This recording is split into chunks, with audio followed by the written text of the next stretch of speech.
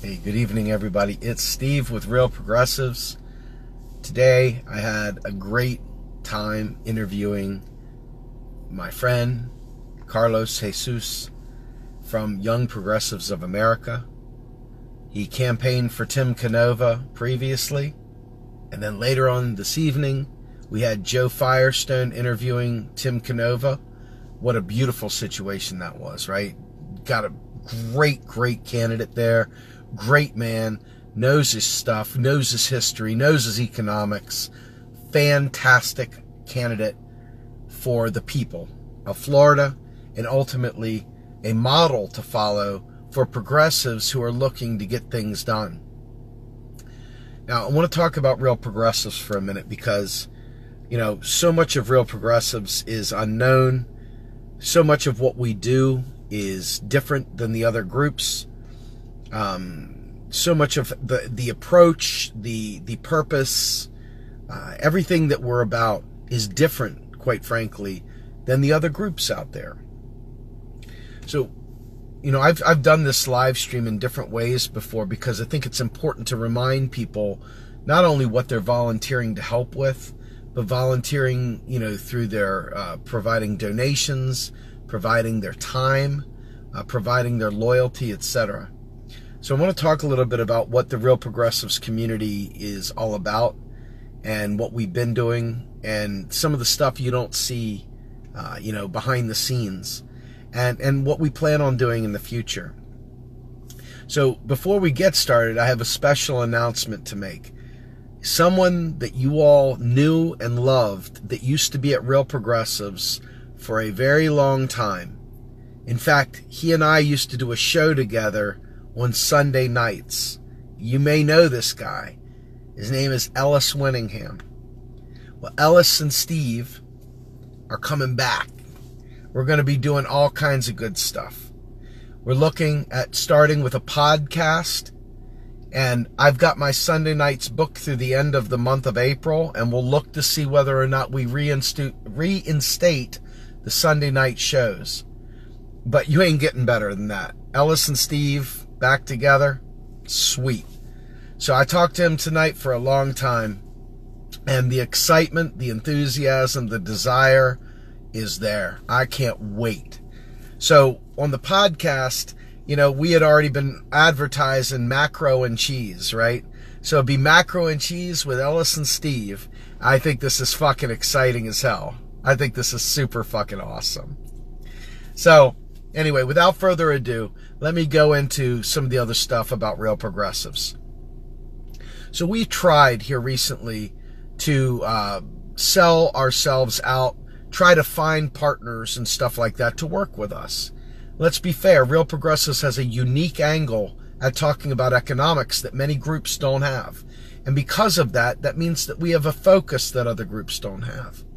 We are here to actually teach you the realm of possibility, to teach you how to take that information out to your Congress critters, out to your local representatives, into your communities to get them activated, and so forth. And so when we partner with somebody, if they don't understand economics, if they don't support our mission, it's going to be really tough to make a real good fit, right?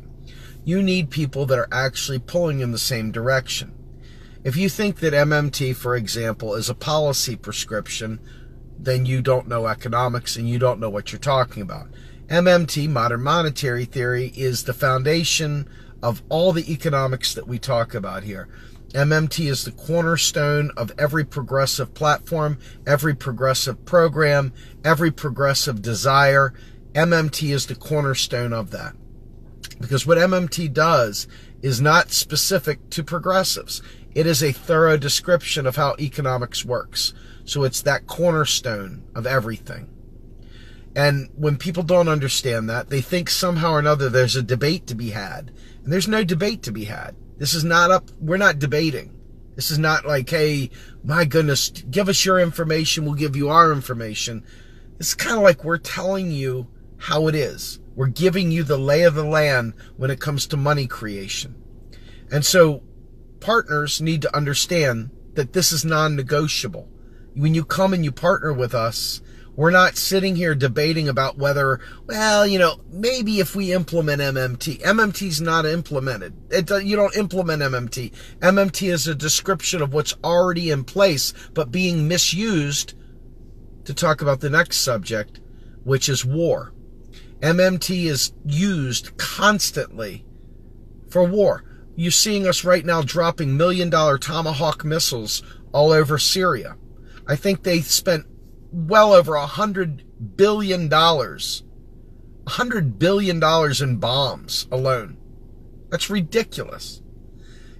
Bottom line is that MMT is always used when it comes to tax cuts for the rich, when it comes to warfare, when it comes to anything but serving the people, when it comes to giving these countries access to money.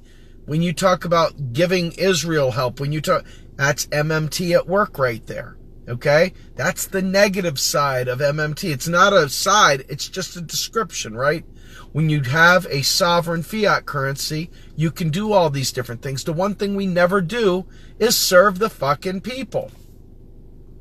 So, Real Progressives as a movement, Real Progressives as an organization, Real Progressives as people, stand for economic truth, first and foremost. Before you tell me anything about your identity politics, before you tell me anything about your environment, before you tell me anything about your political party, before you tell me anything about Karl Marx, before you tell me anything about socialism, before you tell me anything about anything else, MMT is the cornerstone of the economics that undergirds everything that we talk about. It's not in dispute. If it's in dispute, it's not on our end. We know the truth and we stand on it. So, back to Real Progressives again. Real Progressives is made up of 4 theoretical pillars. These pillars are policy. In other words, we're going to create a think tank. A think tank has experts, you know, like PhDs, folks that actually do this work. They get grant money in. They're able to do research in the local communities. They're able to identify ways to address big problems, okay? And so the think tank of Real Progressives, which has not been named yet, will exist. Then we will have an education pillar. That education pillar is going to be like an alternative university of sorts. It's going to be something that allows us to go out into impoverished areas and give these young kids a chance to learn economics. It's going to be something that takes the policies and translates that into teaching material that we can activate activists with. It will allow you to have the knowledge at the level you need it, not up here in the sky, but at the regular human level, that level where you can interact with both your senator, your congressman, your local town hall, you name it. Your neighbors even. We'll give you verbal understanding. We'll give you images. We'll give you cartoons. We'll give you whatever it takes to help you learn the subject and allow you to go ahead and actually activate on this knowledge. Which brings us to the 3rd pillar. The 3rd pillar is activism, okay? So that pillar will take the knowledge from the policies, it will take the education from the education, and then it will take that to the streets. Whether it be marches, whether it be direct action, whether it be letter writing campaigns, whether it be actually occupying congressional offices, whether it be occupying the Supreme Court, whether it be occupying whatever, school boards, I don't care what. Whatever it is, it'll be sustained campaigns that take that knowledge, that take that education, and it stretches it out until we get our demands met. And then, the last pillar is media. That media pillar, we will be working on putting together produced videos, documentaries, things like, you know, real good shorts, exposés, things like on Flint, Michigan, things on like the gentrification in New York City, or the struggle for life in Baltimore, or down in New Orleans and the levees breaking, whatever. Point is, we'll be taking human interest stories and translating them into videos that come from the policies and the education to make that activism matter and capture it on film. So this 4-pillar approach is how we will approach changing the world. It's how we're going to approach changing the political parties. It's how we're going to talk about, making sure that these new third parties are actually speaking true, proper economics, that we don't want them starting out wrong. We don't want them going astray like the other two parties do, the two main parties. We want to make sure that whoever it is that we're going to stand behind stands in economic truth. This is going to address 7 knowledge areas. You all probably heard this before, but I want to talk about these 7 knowledge areas now. So these 7 knowledge areas are pretty big buckets, right? They're pretty easy to carve into sub-knowledge areas. But the first knowledge area that's going to be at Real Progressives is economic justice. Now, I could go on forever about economic justice, couldn't I? So I mostly live in the economic justice knowledge area. That's where most of my live streams come from. That's where most of my writing comes from, is that economic justice knowledge area. But then below economic justice is environmental and ecological justice. Now, guess what environmental and ecological justice is going to cover, right? But that environmental and ecological justice will have a policy pillar that will back up policies for the environment that tie back to how are you going to pay for it? MMT is going to inform how we pay for fixing the environment and fixing the ecological injustices of the world. Okay? Environmental racism, you name it. Then the third one is peace with justice. Without justice, there can be no peace. So peace with justice. And this could be involving our police departments. This could be involving warfare around the world. This could be just in the way that employers treat employees. Peace, right? We're talking about all levels of peace. It could be the drug war. It could be talking about wars for oil. It could be talking about geopolitical stuff. All right? It could be in how we deal with other countries. Whatever it is, that will fall in that category. The next one is equality with justice. We can be all equal and in the mud, right? All suffering miserably. Or we can be all equal in prosperity. Equality with justice. Very important, with justice. Okay? The next one is a democracy knowledge area. Democracy knowledge area will address election fraud.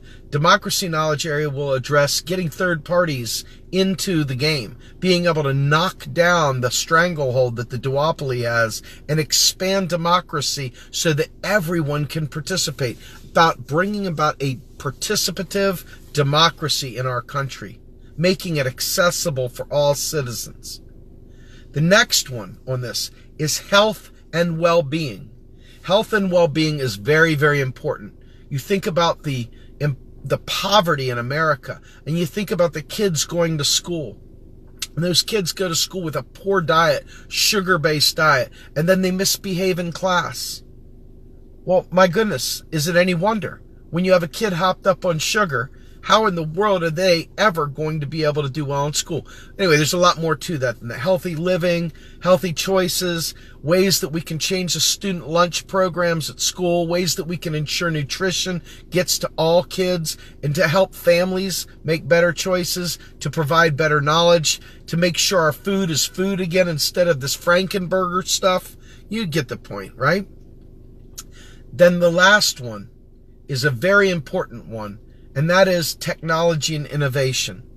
If you think about this, we both want to create, we want to accentuate, we want to bring to light new technologies that are changing the world, that are helping us to do great things. But we also want to talk about the ethical use of technology and how that, in fact, works together with people and automation. Okay, we've got to disabuse a lot of the hair on fire automations coming crowd. We've got to change the way people see work. We got to change the way we envision a society functioning within a futuristic world. Okay, so that we're not trapped in fear porn about what's going to happen when the robots take all of our jobs. So we understand that we can redefine work. This is where so much is going to happen. We're going to talk a lot about the job guarantee in there. We're going to have specific policy positions on everything from taxes to foreign policy, you name it. And then we will take that knowledge and we will build local chapters of Real Progressives all around the world. Not just local in the United States, but all around the world. Because our chief enemy is neoliberalism. And neoliberalism is destroying every sovereign nation around the country. Neoliberalism is basically giving up the state in favor of corporations, in favor of serving the wealthy. And that privatization that is occurring all around the world is at our detriment, all in the name of freedom and individual responsibility and bootstraps, you name it. So Real Progressives will both be academic in terms of providing real systematic approaches to making sure that we fix our cities, fix our education system, bring about equality, bring about a better world, okay, from environment to technology and everywhere in between.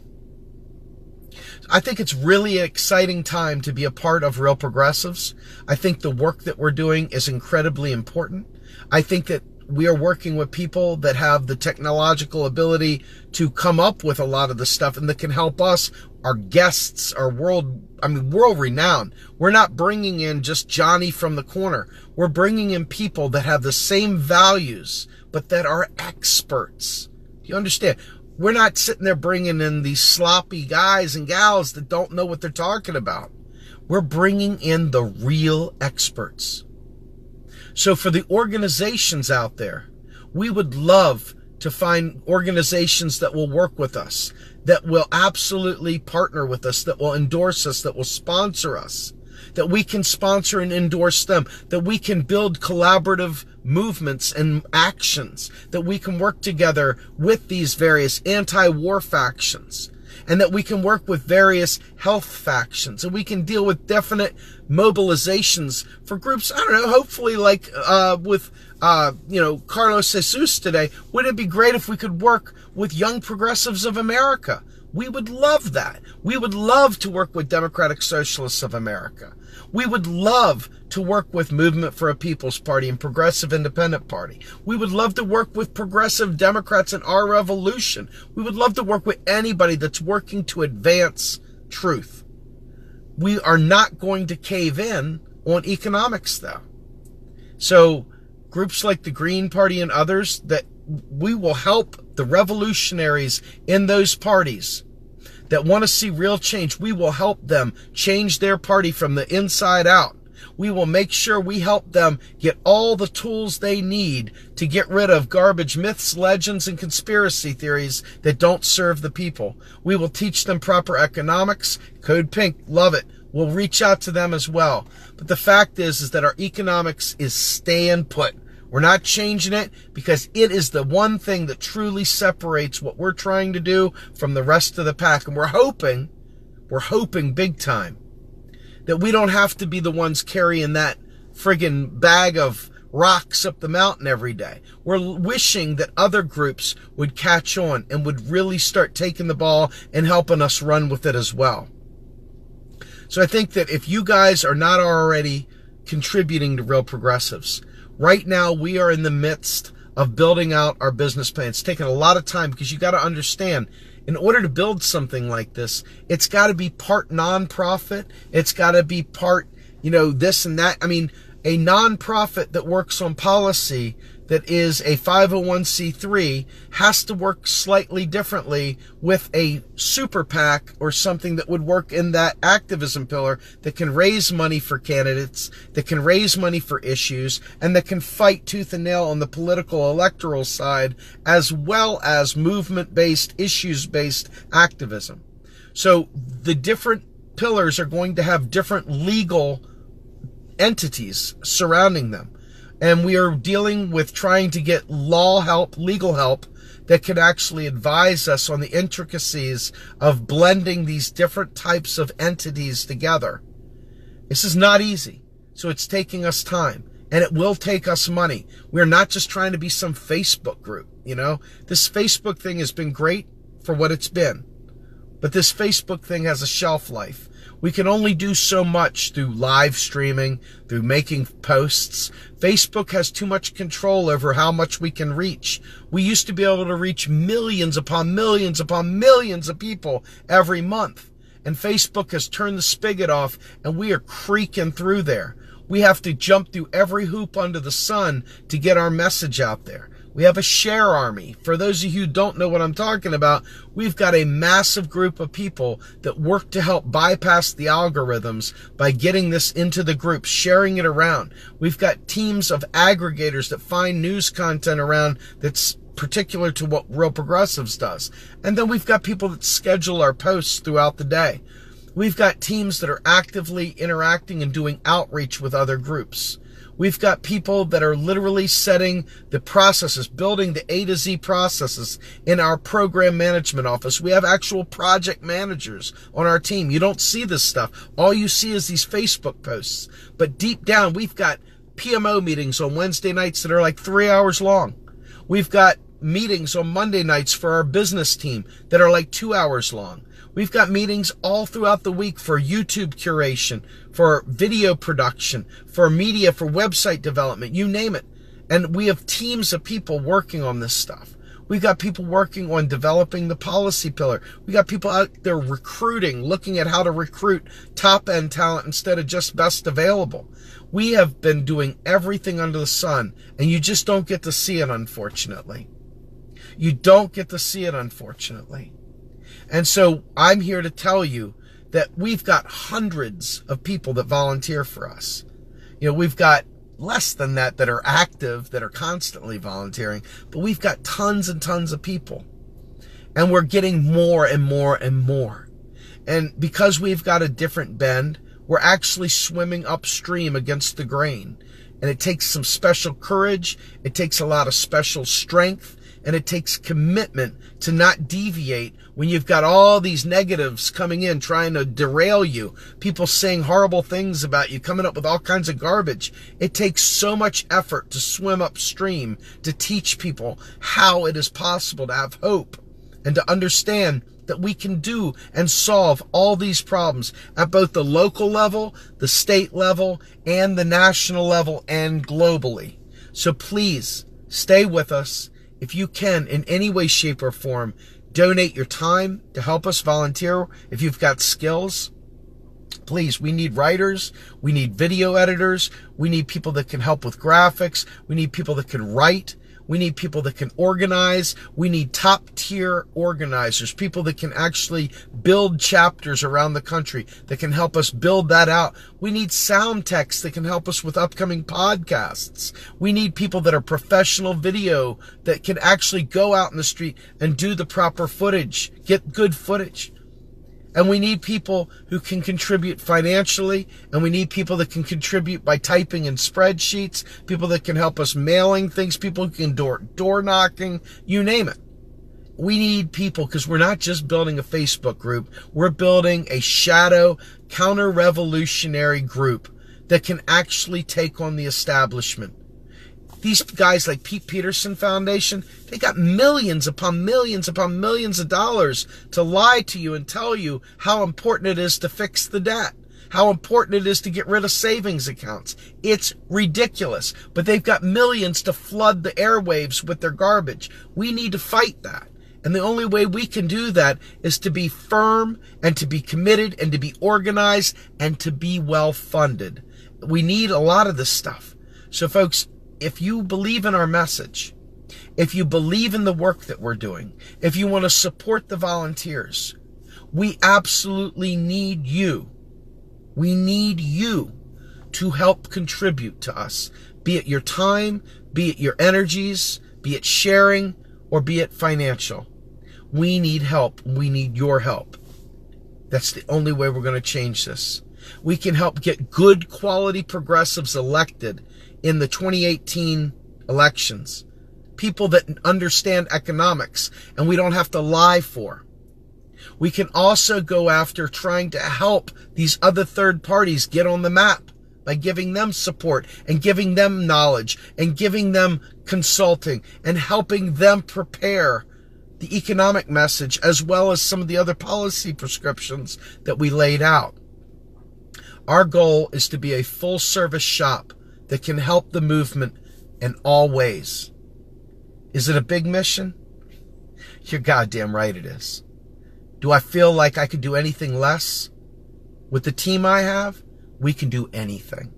The team I have is strong, it's committed, and it's willing to win. But we do need your help. So if you can contribute in any way, shape, or form, I'm asking you from the bottom of my heart and for the team, please help us out. I'm Steve Grumbine with Real Progressives. Have a wonderful night, everybody.